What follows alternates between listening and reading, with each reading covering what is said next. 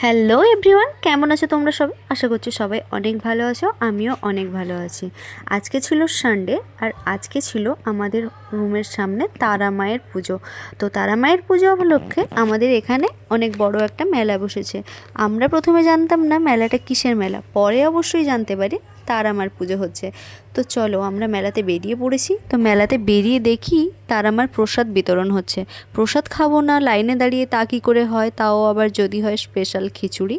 তো খিচুড়ি তো আমাদের সকলের ফেভারিট। এই দেখো খিচুড়ির সাথে ছিল বাঁধাকপির তরকারি আর চাটনি।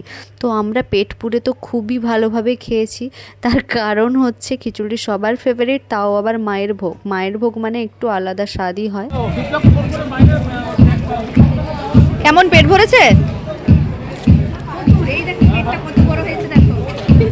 তো যাই হোক, আমরা প্রসাদ খাওয়ার পরে চলে এলাম মায়ের দর্শন করতে। প্রসাদ খাওয়ার আগে কিন্তু আমরা মায়ের দর্শন করিনি, কারণ আমরা লাইন দেওয়াতে তখন ব্যস্ত ছিলাম, প্রসাদ নেওয়ার জন্য ব্যস্ত ছিলাম। যাই হোক, তোমরাও দেখো আমাদের তারা মাকে কত সুন্দর করে সাজিয়েছে, খুবই ভালো লেগেছে।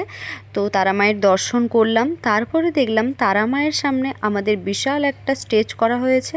তারপরে স্টেজের ওপরে কিছু একটা পারফরমেন্স হবে। যাই হোক, মন্দিরের সামনে এই যে অনেকগুলো এভাবে মূর্তি সাজানো হয়েছে। তো তোমাদের সাথেও ভাবলাম একটু শেয়ার করি। এই দেখো অনেক রকম ভূত পেতনির ছবি, তান্ত্রিক সব এইসব লাগানো ছিল। তো আমরা ভাবলাম একটু তোমাদের সাথেও শেয়ার করে নিই। যাই হোক, তোমাদের যে স্টেজে প্যান্ডেলের কথাটা বলছিলাম, এটা হচ্ছে সেইটা।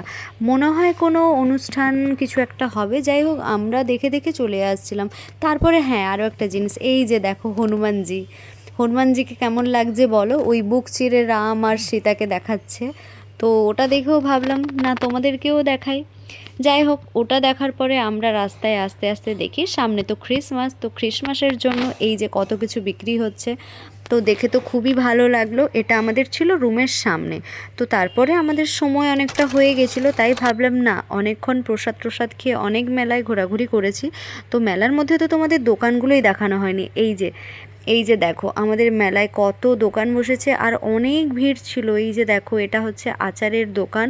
এখানে অনেক কিছুই পাওয়া যাচ্ছে, যেমন বড়ি, তারপরে অনেকক্ষণ ঘোরাঘুরির পরে আমরা পাওয়া যাচ্ছে। এবার তো বাড়ি মোটামুটি অনেক ভিড়ই ছিল তখন, তো তোমরা দেরি হয়ে গেছিলো।